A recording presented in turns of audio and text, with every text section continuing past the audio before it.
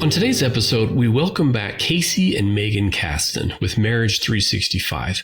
They share how they were able to bring back their marriage from the brink of divorce by holding on to hope and searching inward and working on themselves first. And now, 2 decades later, they're helping countless couples strengthen their marriage connection. From the weekly marriage business meeting to emotional check-ins and the 60-second marriage blessing, they discuss simple ways to get curious and intentional to help your marriage flourish. Not long after they were married, Casey and Meygan were struggling and on the brink of divorce. Through perseverance, positivity, and years of counseling and marriage work, they beat the odds, and now their mission is to help other couples do the same. Lacking affordable resources during their journey, they created Marriage 365 to help others reconnect. Their app, social media, and website now reach millions globally, offering practical relationship advice and tools at marriage365.com. Their mission is to provide accessible relationship resources regardless of financial means. We hope you enjoy the show.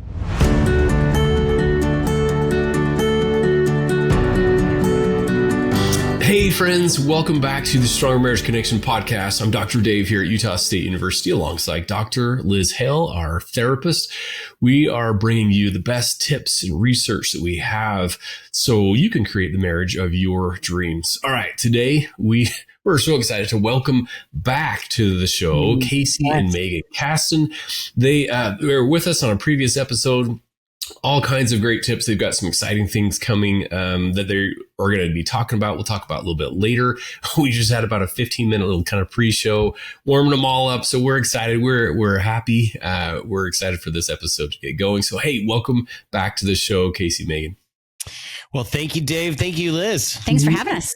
Yeah, so excited. Now, last time, you two talked a little bit about your story. We love stories. I think our listeners love stories. And if our listeners have missed that, I'd love for you to even kind of recap a little bit, really to set the stage, really the tone for some of the things we'll be talking about, because you guys were literally on the brink and you had all these odds stacked against you. Statistically, you were not supposed to make it. So how did you go from really on the brink to now you're doing Marriage 365 and retreats, you're helping countless couples? Give us the recap of your story.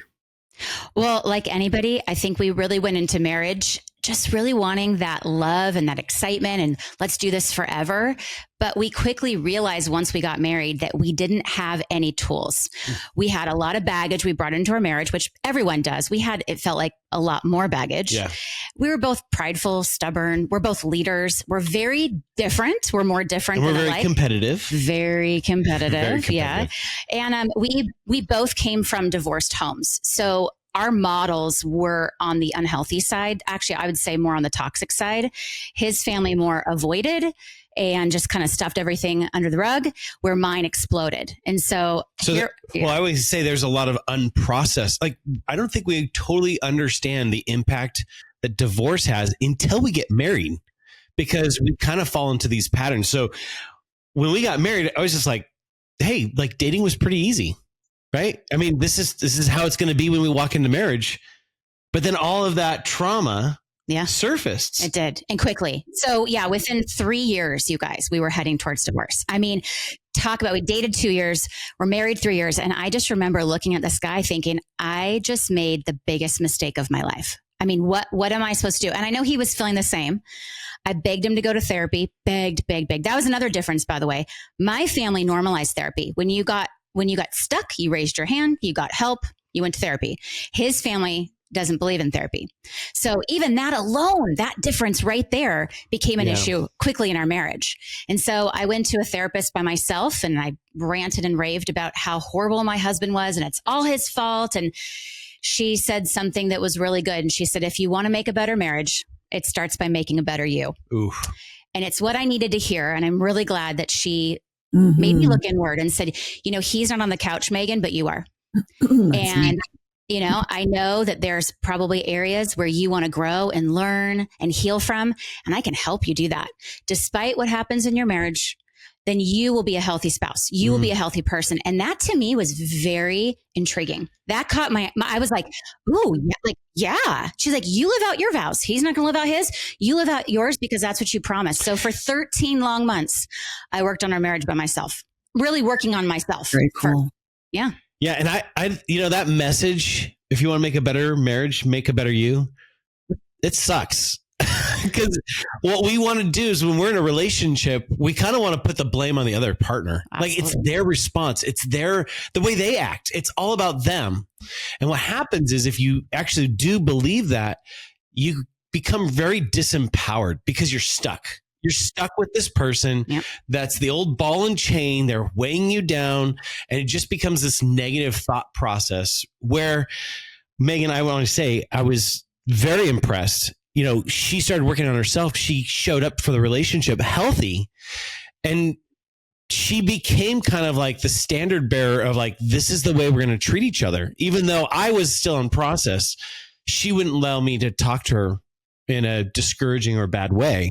And it inspired me. And then because we're competitive, I was like, well, I want to be more healthier than you. So it took 3 years to destroy our marriage. I always tell people it was not a quick fix. It took about 4 to 5 years to repair a marriage. But then once we did, it's a long process. It was worth it. We've been married 21 years. We look back and we're like, we never want to go back to that place. So similar to like when couples have an affair and they're like, it was the worst thing that happened, but it was the best thing that happened, right? They never want to go back to that. We never want to go back because we know the pain of loneliness, separation, divorce, all that. And we're like, we don't want to do that.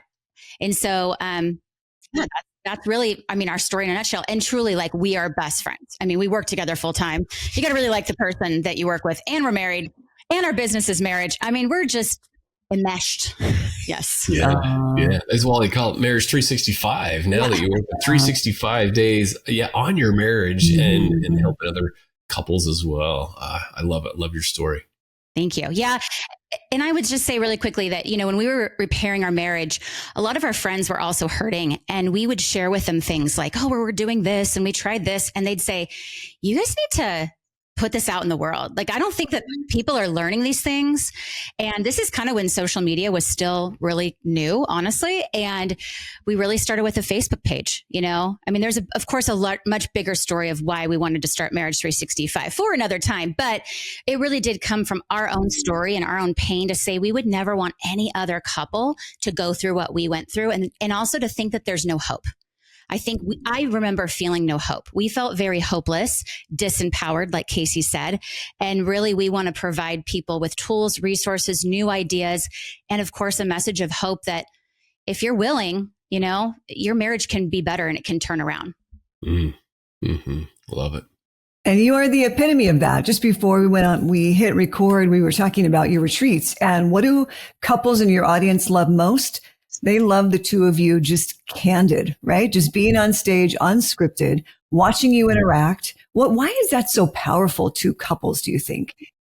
I think that when we look into culture, we actually don't have a lot of great examples of what marriage looks like. You think about Hollywood, celebrities, politicians, we hear the stories, even within religious communities, of people failing.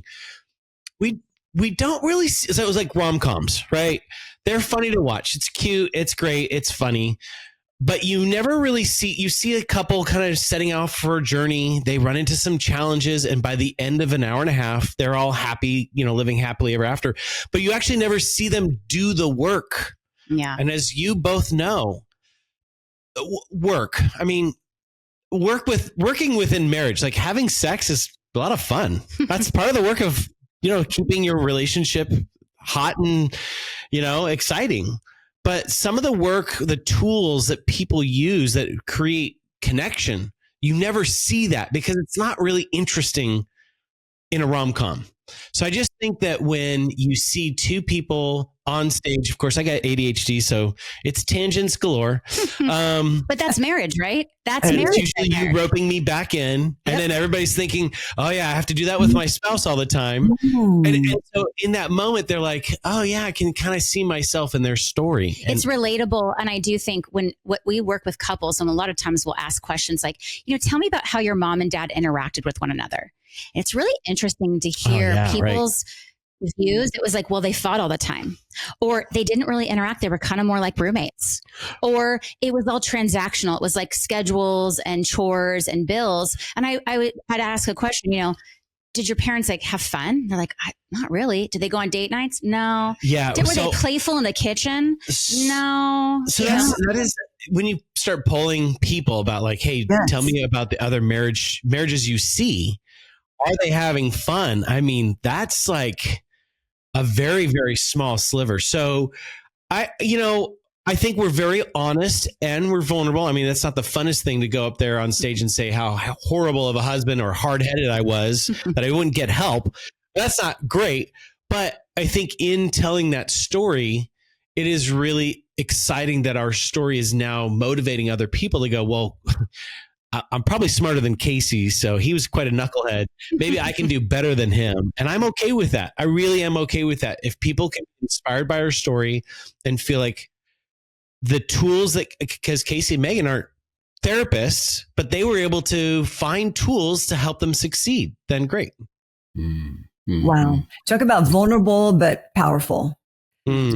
And so about 15 years ago, you created what you call the weekly marriage business meeting, and you say it changes lives. Oh my goodness. Tell us more. It changes lives. And we would say it has cut down our conflict by 50%.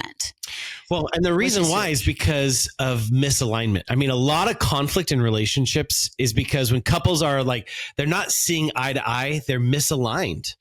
And a weekly rhythm of finding commonality, like, okay, listen, here's what's happening on Monday. Here's what's happening on Tuesday.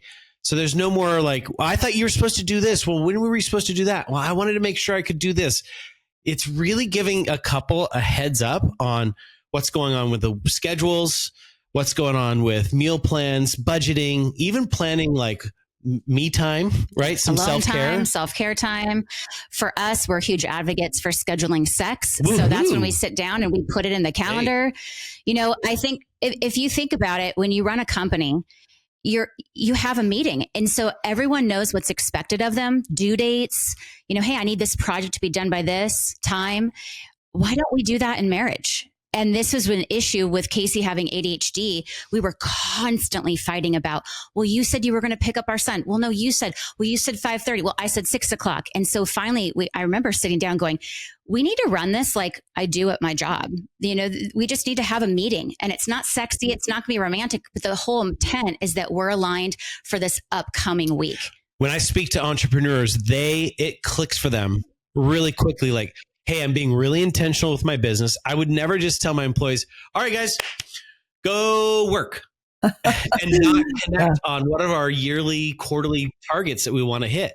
And we do need to have a very intentional mindset when it comes to running our marriage and our family, because we got a lot of moving parts and we have to find alignment. So Casey, you started getting the time right because you would take notes at this business meeting? Is that how did change? Yeah. So what we tell couples is make sure you share a calendar. Yeah. Ideally on your phone, right? Because we have our little phones everywhere. I know there's some people who are old school who love the printed calendar in the kitchen. That's fine. Make it work for you. But yes, we put everything in our calendar. It's color coordinated. It's like a rainbow threw up all over our calendar. But we know the colors. Like I have a specific color for if it's my tasks. Casey has one. We have a family one. We share now with our teenagers because they need to know where mom and dad are at. Our kids are both in water polo. So that one's like a blue color. So anything with practice or games or tournaments. Mm-hmm. I mean, literally we map out our lives, and it really takes about 30 minutes to an hour. We do this every Sunday night in the evening time. So we're preparing for the week forward. But here's what I love the most in regards to marriage. Yes, if you fight about schedules and meals and chores and things like that, it's going to cut that out because you're talking about it. right? But what I love is that it's also forcing you to look at your calendar and you get to prioritize husband and wife time. And that's when we say, when do Casey and Meygan just get to be Casey and Meygan? Okay, we're going to do a date night here. We're going to have sex here. Ooh, let's walk the dog. Let's play a game. Let's go take a walk. We live by the beach. So let's go take a walk at the beach. Now, of course, there are those spontaneous moments where, people probably listening going, oh my gosh, their life is so planned. But the reality is we have 2 teenagers. We run a company with 12 employees. There's a lot going on and we're very extroverted social people. And so we have to do this. And that's where we're at and it works. And what I would say is, don't knock it till you try it, but it's really great. And I do believe that husbands can wrap their mind around this. This is something like, okay, we don't just have to sit down and talk about feelings, that this is just that practical getting aligned with my spouse. I love it. I'm too married to someone with ADHD, and I think we both would love that. We've never done that. So thank you for the tip. Absolutely. Yeah, I love that. The importance of these meetings. Tell us somewhat related. You talk about emotional check-ins. Tell us a little bit about what those are, how often, why they work, why they're important. Yeah. So I think we live in a very distraction-prone culture. Our phones are in our pocket. I mean, when you go to a line anywhere, the first thing people want to do, including myself, is just reach for my phone to just distract myself. And so we don't take enough time to really check in with ourselves. Now, one of the things that we've recognized is that when you're living with insecurities, when you're living with these fear scripts, right? We act very unhealthy. And we want to move to a place of confidence. And that bridge between insecurity and confidence is all about self-awareness, is knowing yourself. Because actually the root word for confidence is trusting in oneself. That's what confidence means. The fidence, I don't know, it's fidere is the Latin word for fidelity, like trust, like a bank trust. So confidence is trusting oneself. But how could you trust yourself if you don't know yourself? And so basically what this looks like is it's a weekly practice. You can do this with any area of your life, but you say what's working, what's not working, and what needs to change. Yeah, there you go. So you could make it marriage related. What's working in my marriage? Just name one thing. What's not working in my marriage? What needs to change my marriage? You could do this with parenting. You could do this with work. You could do this with your health. What's working with my health? What do I like about my health? It's funny because actually when we do our staff one-on-ones, we do what we call start, stop, keep. What do we need to start doing? What do we need to stop doing? What do we need to keep doing? I mean, it's the same thing. Again, my entrepreneurs when I get to chance to talk to people that are leading businesses, they understand like, gosh, this is what I do. Yep. In the workplace, and I'm very intentional because I want to succeed, right? But now, why don't I apply that and overlay that into my relationship with my family? Super good. And I think the importance of it though is really, I learned with Casey, no one ever checked in on him when he was growing up. His mom's been married 6 times. She never once said, "Hey, babe. Hey, Case," whatever she calls him. I call him babe. She probably doesn't call him babe. But hey, son, how are you handling all this? You want to talk about anything? I think my parents too, I came from divorce. I don't ever remember my parents really sitting down saying, how are you handling all of this? What's going on? How are your relationships? And so I think what happens is if you were never checked in on as a child, you never learn that skill set. You grow up and, you hear about these couples who go for 6 years, 10 years, and will say, well, did you ever stop to say this isn't working? And they're like, no, we never really stopped. We just thought it would get better with time, or it's not that big of a deal. They minimize, they justify, whatever. And what we're telling couples is pick up your head, and whether it's once a week or once a month, just ask yourself, what's working in our relationship? What's not working? Let's call it out. And what needs to change? And even just little tweaks will make such a big difference in a relationship. Yeah, small things often, right? Small things often, we like to say here on Stronger Marriage Connection. We'll be right back after this brief message.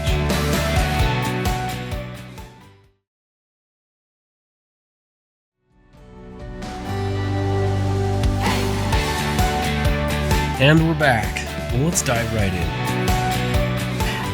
So going back to working on the marriage alone that we talked about a few beats back. So that could look, I suppose, like in individual therapy. It could also just look every day of asking the question, is it me? Right? What's happening here? Why are things sliding down? And is it me? And where is it me? What could I do differently? What about this? How can I be accountable here? In marriage therapy, I often just say to the husband, your marriage is 100% on your shoulders. I'm going to give you full responsibility for your marriage. And then I turn to the wife and I say the very same thing. And your marriage is 100% on your shoulders. And I really do feel that way. It's 100. What does it look like to you? What more do you want to say about working on your marriage alone, Meygan and Casey?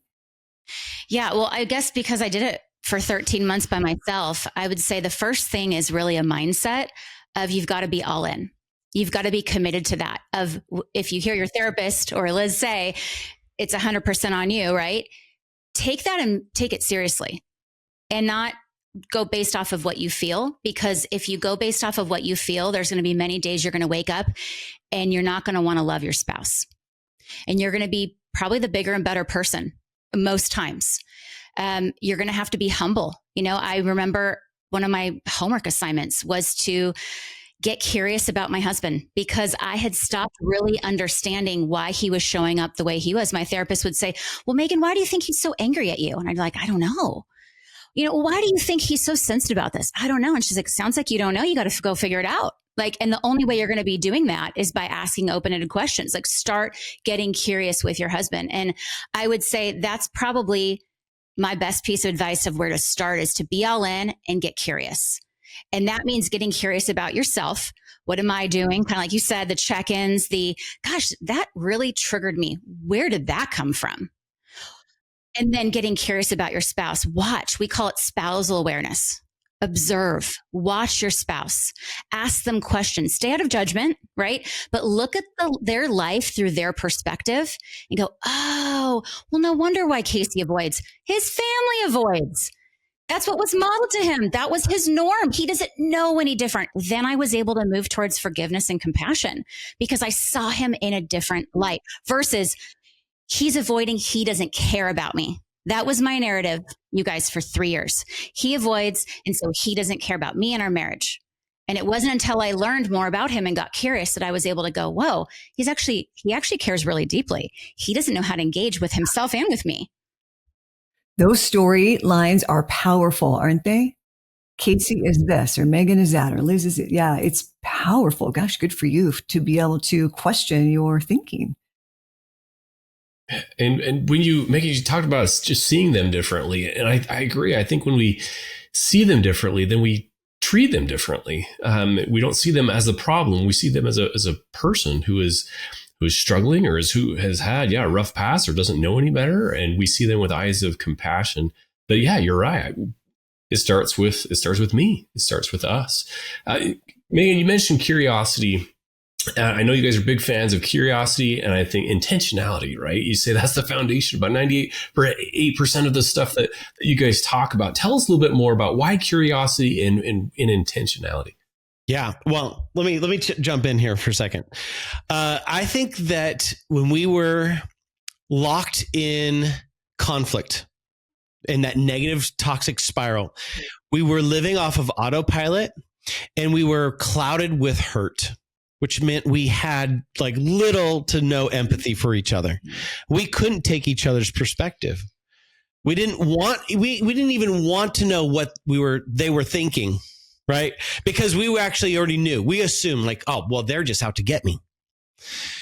But these two pillars of being curious and being intentional, if you think about it, when you first met your partner, that is exactly the two kind of pillars that threw you into dating and made dating so much fun. Because you're sitting across from someone and you're just like, man, I am so curious. Who are you? Tell me your thoughts, your dreams, your hopes. What are your perspectives? Like, where do you want to go in life? I want to join you in that. And we're curious. And curiosity, we think about a spark of curiosity. There's like this drive behind that. And that drive, when it's pointed at somebody, man, you know what that does for that person? They feel desired. And you think about desire, to feel desired is one of the greatest feelings in the world to experience. Like someone desires me. They love me. They want to know me. I am an object of curiosity. And that right there, that curiosity really that energy gives us the ability to ask great questions because we're trying to get to know them. And what I would say on the flip side, once we say I do, we kind of move into patterns and routines, and it's work, it's 9 to 5, it's the kids, it's everything. And we stop getting curious. And I think about Meygan and I have been married for almost 21 years. And I'm a very different person she dated than I am today. Yeah. And imagine if she just kind of operated off of 20-year-old Casey versus who I am today. Like it just wouldn't go any further. So I don't know, intentionality. Yeah. And I would say with the intentionality is really being purposeful and making sure that you're intentional with your time, your words. And I think about going back to the dating years. Can you imagine if you went on the first date with your spouse now and you're asking them questions and every answer they're like, I don't know. I don't know. Oh. And they never asked you anything about yourself. Yeah. And then can you imagine if they didn't have intentionality where, you're like, okay, we're going to go to this restaurant and whatnot. If they were like, well, what do you want to do? I don't know. Do you want to hang out today? I don't know if I have time tomorrow. I mean, it would be such a turnoff. You would never have a date 2, date 3, date 4. So what's really neat is that couples have these skill sets. They have the curiosity. They have the intentionality of being intentional because our calendar is a reflection of what we value. Mm-hmm. And so we need to be intentional with our time, especially when we're really busy, right? We're talking about that weekly marriage business meeting. But we also need to just be intentional to say, if my marriage matters, I'm going to have to make effort. I'm going to have to not just wing it. I think a lot of couples use hope as a strategy. I think a lot of couples are just going, well, I hope love is enough. And we know, right? All of us know, and hopefully the listeners know that isn't love enough. is not enough. Not enough. Not it's enough. a great thing. It's an amazing thing. Well, and I would say, let's go straight to the very end of our life. We're on our deathbed. Anybody, you ask anybody, they said, I want to be surrounded by my loved ones. Yeah. Well, if that's your goal, you kind of have to back into that and say, well, what decisions am I making today to ensure that I'm investing in the relationships and I'm building something great, a legacy project, which is my family, so that when I die, I will be surrounded by those that I love. Not about the things that I got, not about my work accomplishments, not about whatever possessions I have. It's about the people. And so being intentional means that we're building something. If you want to build something great, you have to be intentional. Like, for example, you want to lose weight. You don't just automatically show up on the treadmill like, whoa, how did I get here? I guess I'm working out. No, there's intentionality behind that. And the flip side of that is drifting and habits and just floating along in life. It's much easier to not have a check-in meeting or not to ask questions, right? That's the kind of easy, and I feel like so many couples are drifting. They're just kind of floating along. They've gotten into these ruts and these routines instead of intentionally, hey, let's sit down, let's actually plan, let's be purposeful. So big fan of that intentional work. Marriage takes work. I know you guys have a lot of clients, and if you think about it, if every person we worked with or we helped had that curiosity and intentionality, I mean, those are the people you want to work with, right? Those are the best clients because they're curious as why they're showing up the way they are. They're curious. They're not like, and I don't want to know. They're not, and then the intentionality is they're going to follow through with it. They want a better life. They want a better them. Yes. It is so energizing to have that kind of client. I call them coachable, right? Teachable, open-minded, introspective, acknowledging, vulnerable. Oh, yeah, I would agree. And the other is a bit of an energy zap, I think, for everybody involved, for them, for me, everyone in the room. I love this whole idea of the open-minded questions, and we really do let them go by the wayside. I guess we just get busy with life, do you think?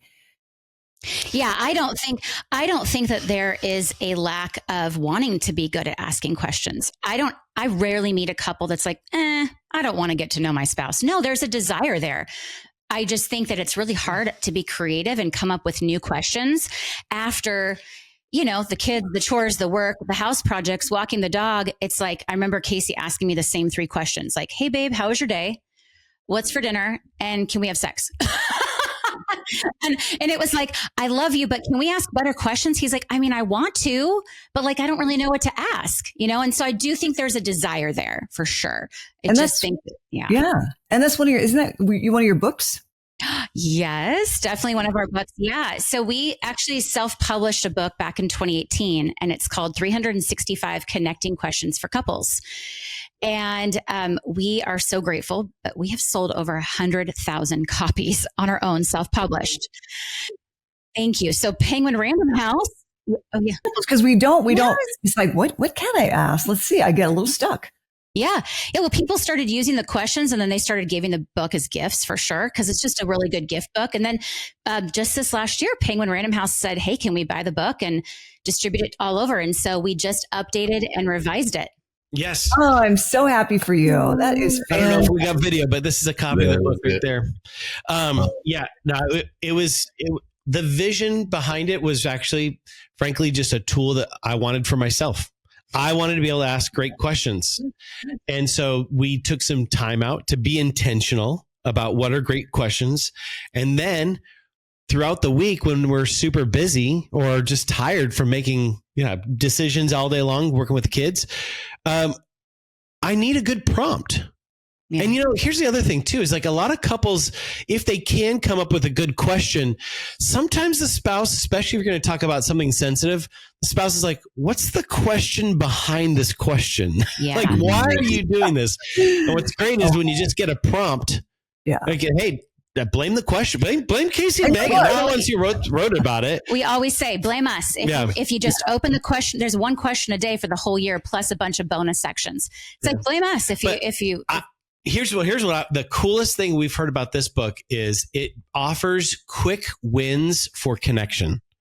Because even when Meygan and I were disconnected and hurting, which, was just a tough season, it's not like I didn't want to talk to Meygan. I just didn't know what to talk about because either landmines or just, again, like if I brought something up, is she going to question my motivation behind it?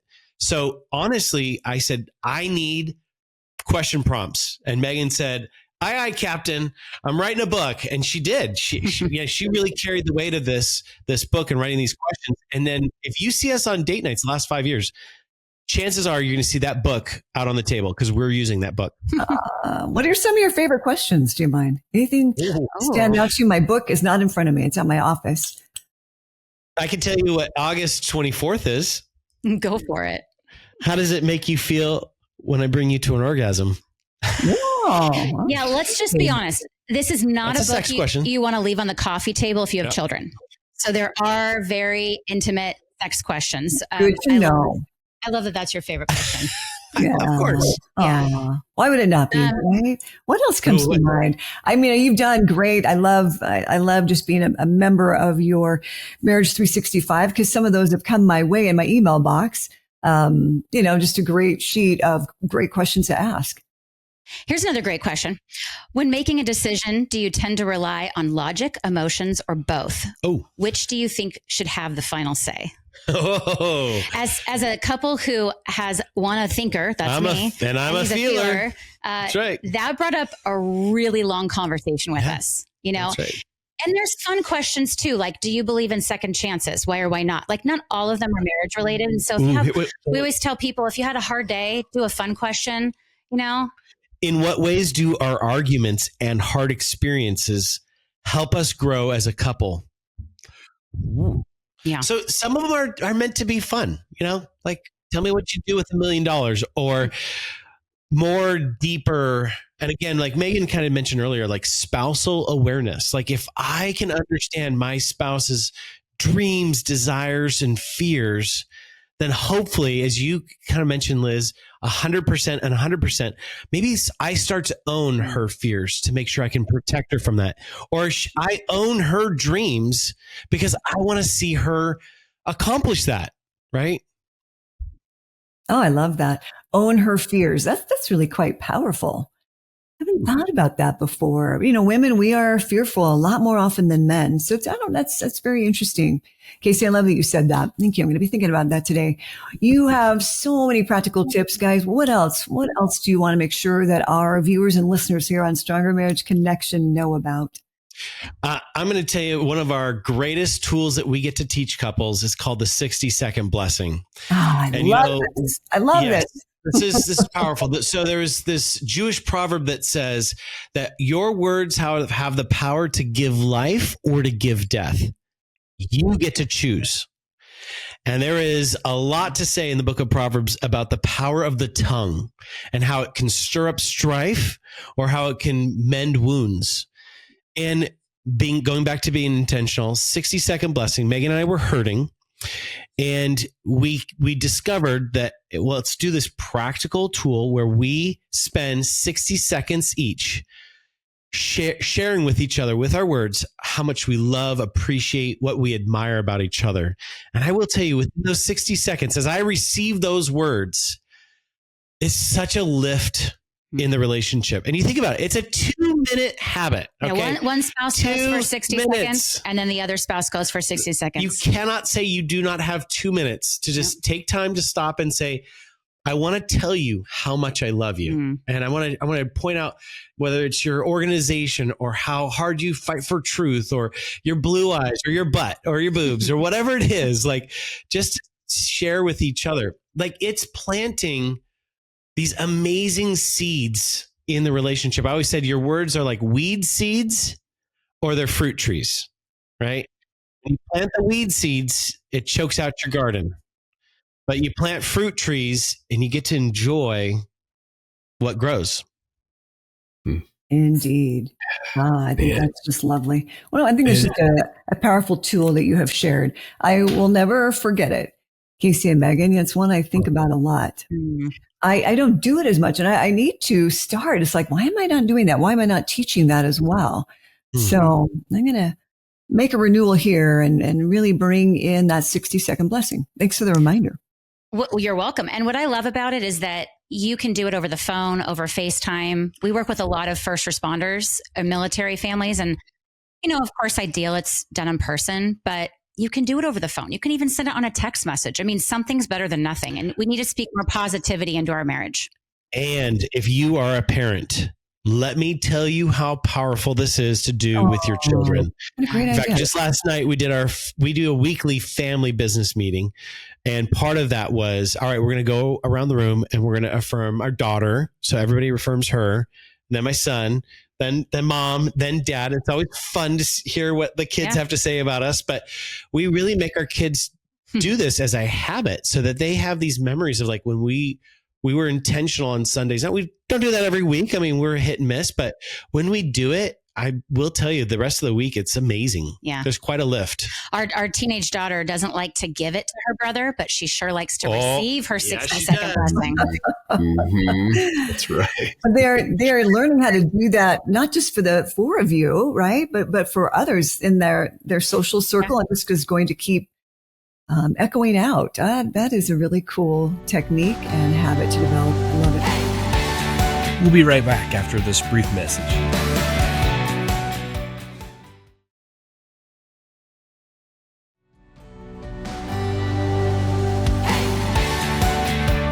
And we're back. Well, let's dive right in. Yeah, there's been all kinds of tools and tips and practical things that couples could start doing like right now, like today. Do you mind sharing, do you have an example, a story of, I don't know how any of these have influenced, have changed couples, anything that they've reported back to you that you've seen or heard about that you'd be willing to share with us? Yeah, absolutely. I think a lot of times when couples find us, they're obviously considering separation, or there's a lot of pain in their relationship. And so typically we don't want to overwhelm them. But I I want them to know that there are these quick wins, because I feel like when you have a quick win in your relationship, it's motivating to keep going and to do the harder things. And so typically when we tell someone, literally buy our book, start asking questions, it's incredible to see the quick wins. So I will say there was a couple that they had been separated for 2 years, on and off, really toxic. And they had two adult children and one teenager. So the kids knew everything that was going on, right? And one day we got this sweet email from their kids, and I'll share that in a second, but we had them read the book.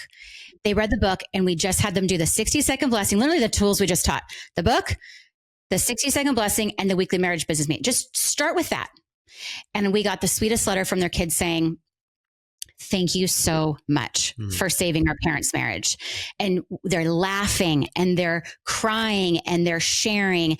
And we knew it was bad because we saw them fight, but now like they pull out the book and they protect that book with their life and they carry it wherever they go. And it's just really neat to see the impact that the next generation has. Because I think that what we need to understand as married couples, especially for those of us who have children, whether you're in a blended family or not, what you're modeling or normalizing or acting out is what your children are picking up on. And then of course they're going to grow up and they're going to get married or have relationships. And we want to really make sure that these next generations, of course, are even better than we are, right? That's the goal for every generation, that my kids are better than I was and that their kids are going to be better than they are be. And I think that that's for me at least, that's the most rewarding, is when I hear from the children or when I hear the stories of the parents that my daughter noticed or our kids asked to do the 60-second blessing. That's incredible. Well, and when we are sitting with a couple, so we do these intensives. These are 2-day experiences where we're diving really deep with a couple in crisis. That's a 2-on-2. And we really get to know and understand and uncover a lot of the pain and truth. But what I do is when we kick this off, I go, listen, I'm not here for you. I'm here for your grandkids. And they're like, huh? I said, because the decisions that we make over the next 2 days will impact the way you parent your children and then the way they parent their children. Because marriage is a legacy project. And this is where it's really, it does take a long-term mindset to recognize, this isn't something that we're just here for our immediate happiness and laughter and everything else like that. That this is actually something deep and meaningful. This is something worth fighting for. And, as Meygan and I are products of divorce is trauma. Capital T trauma. If any of your listeners are listening to this, I want you to know, if you cannot figure out your marriage and you do not get the tools, I need you to know that this is trauma that you pass to your children, and it will change their life forever. And I think we kind of minimize that, or we just are focused on what is our immediate sentiment. Yeah. And then we make permanent decisions based off of that. Yeah. And that's where, for me, I want to step in and go, no. We have to figure this out, because it will be easier to work through the issues of your marriage. Trust me when I say this, than to separate and try to start a new family. That is 10 times more complicated. Yeah. I know you guys know that. Yeah. You talk to blended families, right? Woo-hoo. And they're like, this is 10 times harder than it was, because there's a lot of outside factors that are out of your control now, right? Like you can't have control over who your ex-husband marries and her children and what they do. And I will say this too. The second thing that my therapist said to me when I was working on our marriage alone was, have you done everything and anything you can to save your marriage so you don't live with regret? And I would tell that to anybody that's listening, because that's contemplating that, because most of the time the answer is no. Most people don't do everything and anything. And obviously, I mean, there are times where we would say, yes, divorce is, an option, but we always say it should be the last option, the final option. And you want to be able to show up, be the healthiest spouse you can be, and do everything and try everything, because we just would never want anyone to live with regret. Yeah, so true.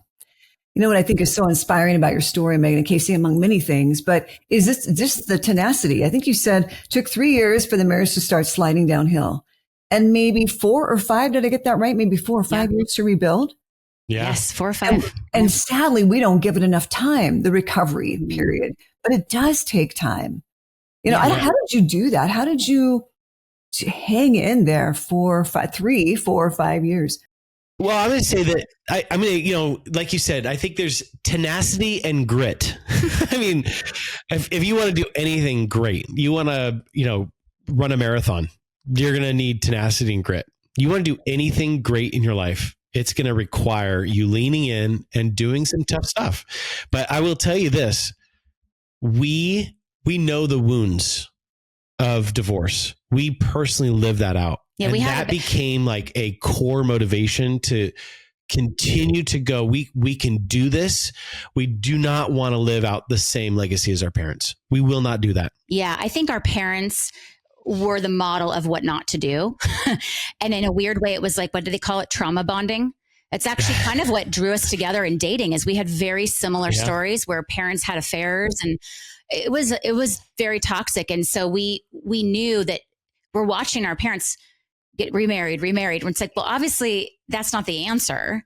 They never looked inward to go, maybe I'm the common denominator. I mean, his mom's been married 6 times. You'd think at this point she'd say that I should probably fix me. I should probably work on me, but nope, that's not what she's doing. And so we just didn't want to be that way. And we wanted to do it differently. I wonder if she's got a punch card for marriage. Like the 7th one is free. Stop. I know. And it's hurt people, right? And she's hurting and she's got her own hurts, and we don't really know what they are, but she's not a part of our lives, by the way. So yeah, that's a whole other thing. Yeah. Speaking of tenacity, I guess, but that's a tenacity of not really getting anywhere different, right? Just kind of repeating the same mistakes again and again. I mean, I can appreciate someone continuing to hang in there, but it's got to be exhausting. My goodness. Well, they say that's the definition of insanity, right? Is doing the same thing over and over again, expecting different results. And when you say it that way, you're like, oh yeah, like, why are we still doing it? And that's what I want. I know that's what I love about your podcast. I know that's what your listeners love, is there are so many different options, things to think about. There's so much hope in relationships. And people don't have to be depressed and lonely and stuck forever. Yeah. But hang in there, right? I think that's kind of the message too, is keep trying. Keep going, keep listening to Marriage 365, keep reading books, keep finding good people. You have all kinds of resources there on Marriage 365. Casey and Meygan, tell us what you've been working on lately, and where can listeners find you and your resources, my friends? Well, I will tell you, this book deal has been very exciting for us as self-publishers of books. I feel like I kind of know the book business well and how to, get books up and out. But this has been a really exciting opportunity to work with Penguin Random House and the team. They saw the vision behind the book and they wanted to say, let's get this in the hands of so many more couples. It was a 3-book deal. And so I'm super excited because right now we're working on our 2nd book, due to be out in fall 2025. And we're really zeroing in on these tools and habits of successful couples. Yeah. Because if we understand habits, those are consistent daily patterns of actions that we take and responses in our relationship. And those, if we have good habits in our relationship, it will stand the test of time. And you don't actually have to work as hard on your relationship. It's when you you try to get motivated because you go to some seminar, but then it kind of falls off. And then you just, remember that seminar last year we went to? Remember when we felt close because we did that getaway? It's actually, there's just very small disciplined habits that can be done in a relationship that create long lasting and sustaining love. So we've got our first book comes out this December 3rd, 2024, Connecting Questions for Couples, updated, revised. We've got that 2nd book coming out. And we also have an app, a Marriage 365 app, which I would encourage anyone to download. We have hundreds of videos, courses, that worksheet, the weekly marriage business meeting is in there. We dive into all these different things. And so you got to download our app as well. You're so very generous with the resources you share, Casey and Meygan. Thank you from the bottom of our hearts. Really. Yeah, I love that. And listeners, we're going to put all those links in the show notes. So be sure to check those out. And man, so excited for the books that are coming out. You guys are doing great work. Hey, before we let you go, the drill. We like to ask all of our guests a couple of questions. The first one is this: what do you feel is the key to a stronger marriage connection? Casey, let's start with you, and then Meygan. On the spot. Okay. Yeah, that's right. No pressure. Everything that we've been talking about. Well, Liz, you said something interesting about, I say that often, but your response made me kind of like circle back on the idea of like adopting each other's fears and dreams. Even your response made me go, maybe there's something even more powerful than even when I say it. That's there of if we were able just to take each other's perspectives and really understand that sometimes when our spouse can be biting, it may have nothing to do with us, that there's something going on in their heart that we need to just take us a moment to not respond to that and really get curious about what's happening in our spouse's lives. Mm-hmm. Yeah. Something just got stirred up, right? What was it? Yeah. Good point. Yeah. I love it. Yeah. Yeah. I would say, I'm going to go off of curiosity, but I would also say intentionality. I think that whole idea of if you want to make a better marriage, make a better you. It's empowering, you guys. I lived it. It is beyond empowering. It excites me when I see the click in a client or with a woman or a male I'm working with, and I see it and I'm like, man, there's nothing that's going to stop them. And I think that that's what you have control over, right? I have zero control over Casey, what he says, what he does. And I wish I did. I've tried. Meygan, maybe we embody curiosity and intentionality. Like when I think of curiosity, I think playfulness. And when I think of intentionality, I think of someone that's type A. I'm totally type A. And disciplined and structured. Maybe I'm totally not. Yeah. I'm the president of intentionality or the president of curiosity. Yeah. Yeah. I think that if you did that, curiosity is totally ADHD too. Right? But I think that the curiosity and the intentionality too are individual characteristics that you can have, right? That's that empowerment. Yeah. Oh man. I love it. Our second question then is, what's your takeaway? We call it a takeaway of the day. What is a message that you hope our listeners will remember and take away from our discussion today? Yeah. So if you want to make a better marriage, make a better you. It is a message of empowerment, and it means that you can actually work on your marriage by yourself. You don't have to wait and don't have to feel stuck because your partner's not willing to join. That means, as Liz, I think you said, we take 100% responsibility of our marriage, and we own it. And I'm going to work on myself, regardless of you. And I think marriage forces you to work on yourself. Like when you're single, nobody can come over and go, you know what? You really shouldn't say stuff like that. It's inappropriate. Marriage is a great tool for self-development. Mine would be this. I think everybody should lift up their head and do an emotional check-in with themselves and pick an area of their life where they know that it could probably be better: health, parenting, work, marriage. And just ask yourself what's working, what's not working, and what needs to change. And that will be truly a gift of self-care for someone listening today. Mm-hmm. Indeed. Yeah, that's so good. Yeah, thanks, Meygan. Liz, what about you? What's your takeaway of the day? I think the thing that struck me the most is the power of the tongue. Your words have the power to give life or death. Yep. We know that. I just don't think of that nearly enough. Dave, what about you? Your takeaway? Yeah, Casey, Meygan, you've talked about so many simple little things, and I think that honestly is the key to like this stronger marriage connection. I mean, the 60 seconds, it's this intentionality. It's, you know what, but I've never done that, and that might feel awkward for me. But if couples will just do it, adopt some of these positive practices to build that relationship connection, check in, turn outward. I say search inward, turn outward.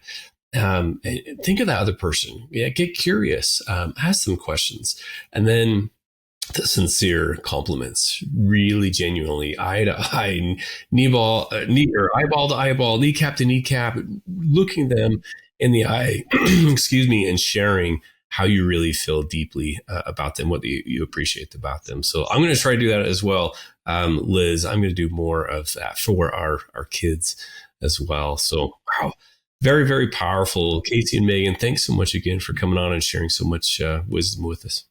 You're welcome. It was so fun. We are honored. Yeah. Thank you. Let's do it again sometime, friends. Yeah. Yes, yeah. absolutely. Yeah. Take care, everyone. And remember, it's the small things that create a stronger marriage connection. See you next time. Thanks for joining us today. Hey, do us a favor and take a second to subscribe to our podcast and the Utah Marriage Commission YouTube channel at Utah Marriage Commission, where you can watch this and every episode of the show. Be sure to smash the like button, leave a comment, and share this episode with a friend. You can also follow and interact with us on Instagram at Stronger Marriage Live and Facebook at Stronger Marriage. So be sure to share with us which topics you loved or which guests we should have on the show next. If you want even more resources to improve your marriage or relationship connection, visit strongermarriage.org, where you'll find free workshops, e-courses, in-depth webinars, relationship surveys, and more. Each episode of Stronger Marriage Connection is hosted and sponsored by the Utah Marriage Commission at Utah State University. And finally, a big thanks to our producer, Rex Polanis, and the team at Utah State University, and you, our audience. You make this show possible.